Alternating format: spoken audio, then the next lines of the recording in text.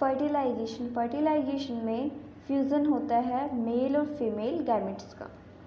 ये female body के अंदर जो वेजाइनल ट्रैक होता है वहाँ पे स्पर्म के थ्रू बहुत सारे पेनिस के थ्रू बहुत सारे स्पर्म डिपॉजिट हो जाते हैं और वो स्पर्म मूव करते हैं ओवम की तरफ। ओवम ओवरी से रिलीज़ होता है, उसे फिम्ब्रिन कैप्चर कर लेती है और फिलोपियन ट्यूब में वो सिलिका सेल की मूवमेंट से एम्पुला में बैठा हुआ होता है, मतलब एम्पुला में रेस्ट पोजीशन पे होता है।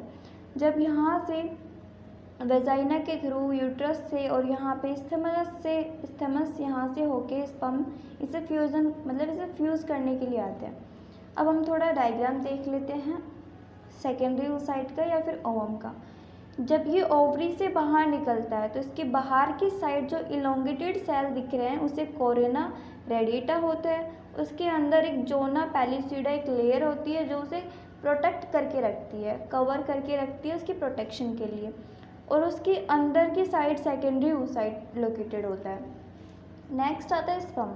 स्पर्म है ये ऊपर इसका हेड, फिर मिडिल पीस और टेल 3 पार्ट्स में डिवाइड होता है।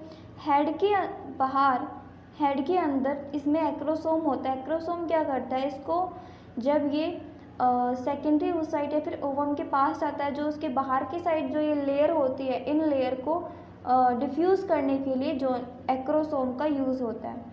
और ये पूरा का पूरा स्पर्म प्लाज्मा मेम्ब्रेन से कवर होता है। इसके नीचे की साइड न्यूक्लियस होता है और मिडिल पीस में एनर्जी होती है, मतलब माइटोकॉन्ड्रिया या फिर एटीपी स्टोर होती है।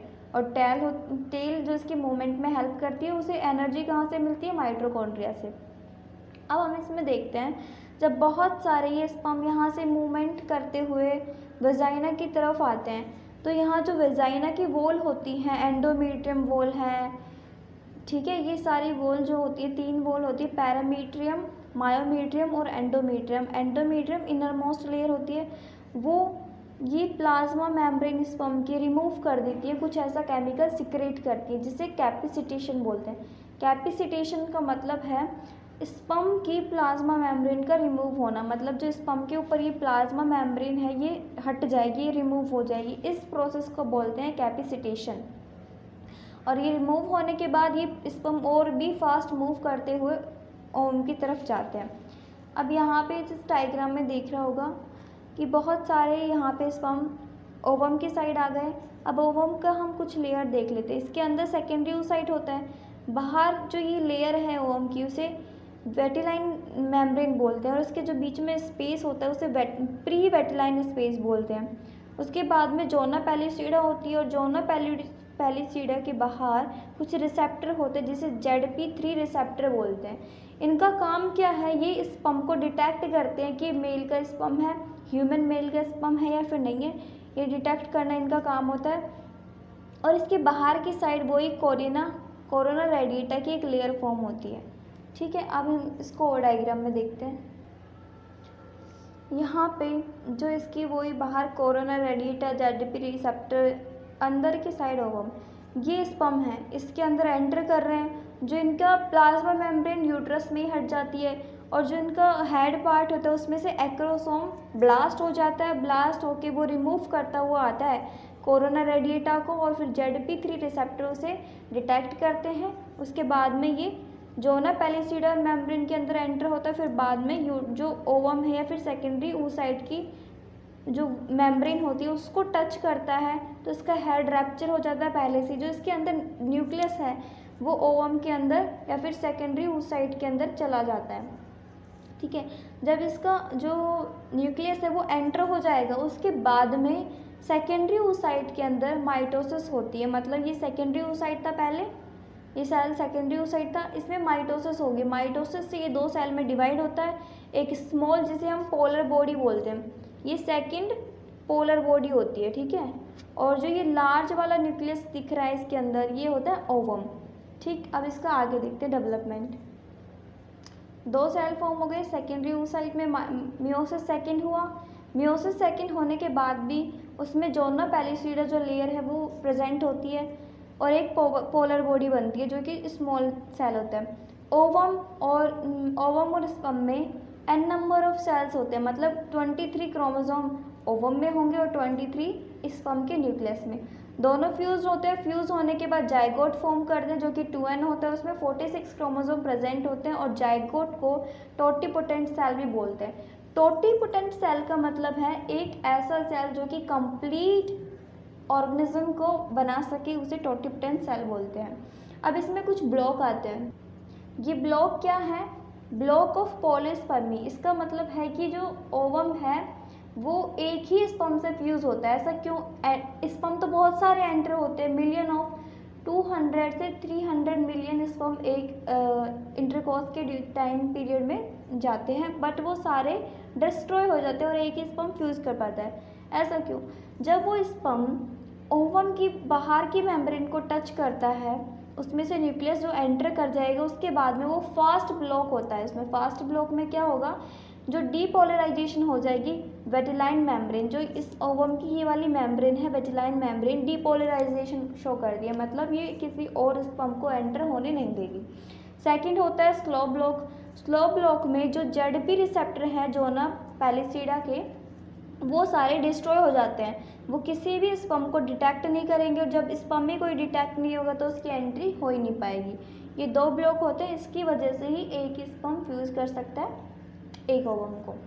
यहाँ पे अपना ये फर्टिलाइजेशन कंप्लीट हो गया है। इसमें एक इम्पोर्टेंट बात और है, जब स्पर्म का न्यूक्लियस एंटर होता है सेकेंडरी oocyte में, तभी उसके अंदर मियोसिस सेकंड स्टार्ट होता है और उसके बाद में ही सेकेंडरी oocyte किस में कन्वर्ट होता है? ओवम में।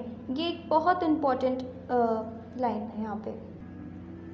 अब पढ़ते हैं इम्प्लांटेशन। इम्प्लांटेशन में क्या होता है? जब वो ओवम और स्पर्म फ्यूज़ हो जाते हैं, फ्यूज़ होने के बाद जाइगोट फॉर्म करते हैं। जाइगोट बन जाने के बाद जाइगोट के अंदर माइटोसिस डिवीज़न होता है। माइटोसिस में क्या होगा कि जो सेल होती है वो 1 से 2 सेल में डिवाइड हो जाती है। उसके जो अंदर जो मटेरियल है वो तो उतना ही रहेगा, सेम रहेगा मटेरियल, बस वो 2 पार्ट्स में डिवाइड हो जाएंगे, 1 से 2 सेल फॉर्म हो जाती है। उसके बाद में वो और डिवीज़न होता है, 1 से 4 सेल बन जाती है। अब जो 1 से 4 सेल बनी हुई है या फिर जो जाइगोट था, हमें पता है उसके बाहर जो जोना पैलिसीडा वो मेम्ब्रेन थी, 2 सेल बन रही है, उसके बाहर भी जोना पैलिसीडा है, और जो 4 सेल फॉर्म हो रही है उसके बाहर भी जोना पैलिसीडा मेम्ब्रेन प्रेजेंट होती है। जो उसके अंदर सेल होती है उसे हम बोलते हैं ब्लास्टोमर, और उस पूरे स्ट्रक्चर को बोलेंगे एम्ब्रियो। अब वो डिवाइड करता करता 8 से 16 सेल बना लेता है, उसे बोलते हैं मोरोला। 8 से 16 सेल फॉर्म हो जाती हैं उसके अंदर, बाहर ये जोना पैलिसीडा मेम्ब्रेन तभी भी प्रेजेंट होती है। अब यहाँ से ये मोरुला मूवमेंट करता करता, मतलब इसमें डिवीज़न हो जाएगा, तो ये ट्रांसफ़र करता करता यूट्रस में आ जाता है।